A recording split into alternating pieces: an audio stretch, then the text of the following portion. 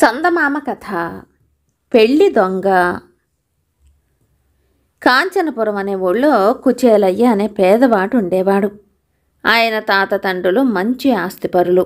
అయితే అతని తండ్రి వ్యాపారంలో బాగా నష్టపోయి ఆ దిగులుతో చనిపోయాడు. అప్పటికి కుచేలయ్యకు 4 పిల్లలు. అతడు ఉన్న ఊళ్ళో కూలీనాలి చేసుకుని బతుకు సాగించటం అవమానంగా తోచి చాలా దూరంలో ఉన్న మరొక ఊరుకు భార్యా పిల్లలతో వలసపోయాడు. అక్కడ అతడెంత కష్టపడి పని చేసినా ఆ సంపాదనతో అతడి కుటుంబ అవసరాలు తీరేవి కావు. ఇలా ఉండగా కుచేలయ్యకు ఒకరోజు ఎక్కడ పని దొరకలేదు. ఊరు నిండా చేసిన చిల్లర అప్పులు తీర్చకపోవటంతో ఎర్రని ఏగాని ఇచ్చేవాడు కనిపించలేదు. కడుపు ఆకలితో భగభగ మండిపోతున్నది. అంతకంటే అతడికి ఎక్కువ బాధ పెళ్ళాం పిల్లల ఆకలి తీర్చలేకపోతున్నానే అన్నది. ఇలా తీరని ఆవేదనతో రోజంతా అక్కడ ఇక్కడ తిరిగిన కుచేలయ్య సాయంత్రం అయ్యేసరికి ఒక సంపన్నుడి ఇంటి ముందు నుంచి వెళ్ళసాగాడు. ఆ సంపన్నుడి ఇల్లంతా చాలా సందడిగా ఉన్నది.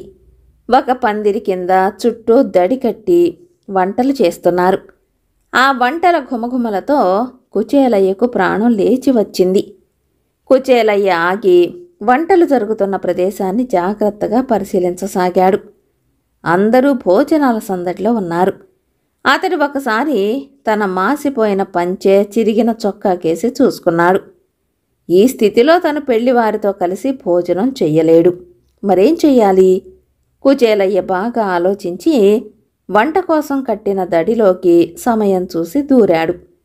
అక్కడ ఒక గారె తీసుకుని అతను తినబోతూ ఉండగా అటువైపు ఎవరో వస్తూ కనిపించారు.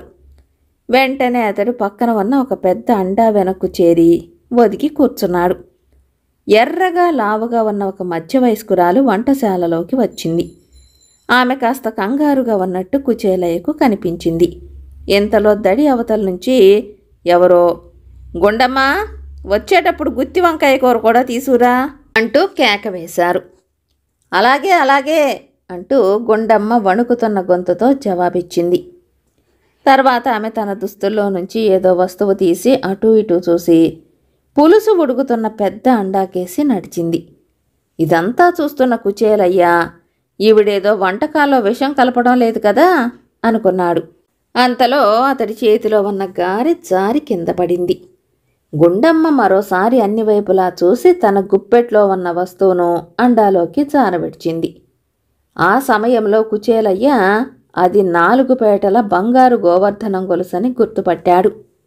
అయితే ఆవిడ ఆ గొలుసును కాగుతున్న పులుసులో ఎందుకు పడవేసిందో కుచేలయ్యకు అర్థం కాలేదు. అయితే కడుపులో ఆకలి మంటల కారణంగా అతడు దాని గురించి ఆలోచించే స్థితిలో లేడు.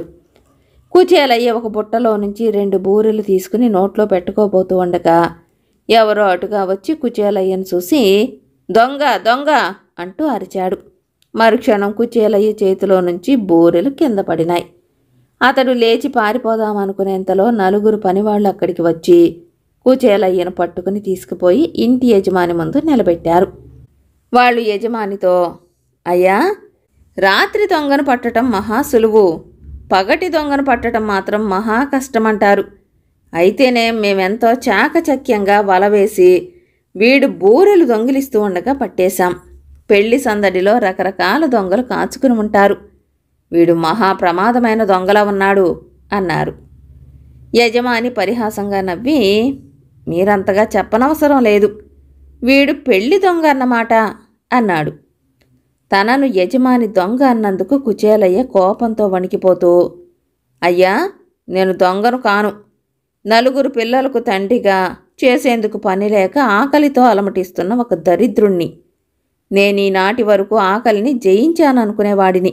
ఇప్పుడు ఆకలి నన్ను జయించి మీ వంటశాలలోకి పంపింది. అసలైన దొంగ నా ఆకలి" అన్నాడు.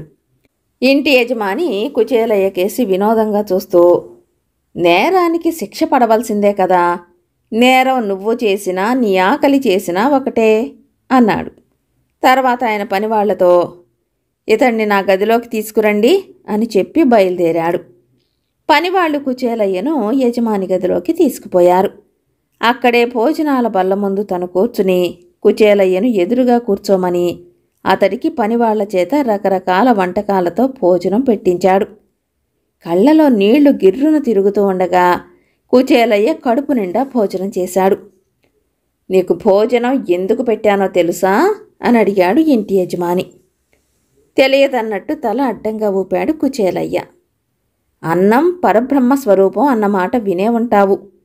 లోకంలో దాన్ని దొంగిలించి తినవలసిన దుస్థితి ఏ మనిషికి రాకూడదు. నిన్ను చూస్తే రాటు తేలిన దొంగలా లేవు, చదువు సంధ్యలున్నవాడిలా కనిపిస్తున్నావు.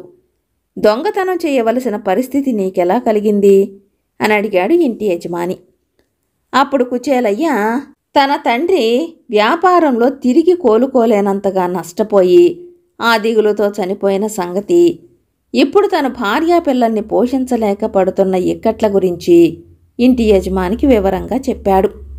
అంతా విన్న యజమాని పెద్దగా నిట్టూర్చి, వ్యాపారం అంటే లాభాలే కాదు, నష్టాలు కూడా. సరే, ఇప్పుడు పరిస్థితుల కారణంగా నువ్వు దొంగవయ్యావు. రేపు నీ పిల్లలు గజ దొంగలయ్యే ప్రమాదముంది. ముందు నీ ఆకలి తీర్చాను, రేపురా నీకు ఉద్యోగం ఇస్తాను, నీ భార్యా పిల్లలకు భోజనం పట్టుకెళ్ళు అన్నాడు. వెంటనే కుచేలయ్య ఆయన పాదాలంటి, అయ్యా, మీ రుణం ఈ జన్మలో తీర్చుకోలేనిది. నాకు కడుపు నిండా భోజనం పెట్టారు, అది పెళ్లి భోజనం. కానీ వంటకాలు ఎలా ఉన్నాయని తమరు నన్ను అడగలేదు అన్నాడు. కుచేలయ్య ఇలా అనగానే ఇంటి యజమాని ఏదో అనుమానం కలిగిన వాడిలా కనుబొమ్మలు చిట్లించి, నిజమే, వంటకాలు ఎలా ఉన్నాయి అని అడిగాడు. అయ్యా, వంటలన్నీ చాలా బాగున్నాయి. అయితే ముఖ్యంగా బంగారం పులుసు మాత్రం అద్భుతం అన్నాడు. బంగారం పులుసా? చెప్పదలిచిందేమిటో వివరంగా చెప్పు అన్నాడు యజమాని. కుచేలయ్య అప్పుడు వంటశాలలో తను చూసింది చెప్పాడు. యజమాని స్వయంగా దగ్గరుండి అండాలో నుంచి బంగారు గొలుసు బయటికి తీయించాడు. అది పెళ్లి కూతురు నగ. ఆ నగను దొంగిలించిన పని మనిషి గొండమ్మను గట్టిగా ప్రశ్నించేసరికి ఆమె తన నేరాన్ని ఒప్పుకున్నది. ఆకలికి తట్టుకోలేక బూరెలు దొంగిలించి తింటూ తన పనివాళ్లకు పట్టుబడి అసలు పెళ్లి దొంగను పట్టి ఇచ్చిన కుచేలయ్య మీద ఇంటి యజమానికి మరింత ఆదరాభిమానాలు కలిగినాయి. ఆయన అన్న విధంగా కుచేలయ్యకు తన దగ్గర మంచి ఉద్యోగం ఇచ్చి ఏనాడు అతడు అతడి కుటుంబం కష్టాల పాలు కాకుండా ఆదుకున్నాడు. కథ సమాప్తం.